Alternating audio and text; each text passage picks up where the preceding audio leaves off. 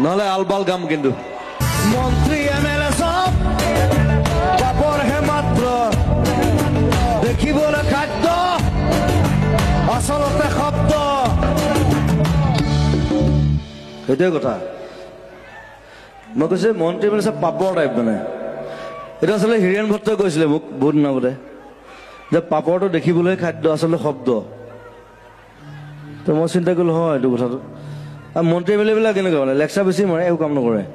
মন্ত্ৰী এমএলএ সব পাপৰ হে মাত্ৰ দেখিবলে খাদ্য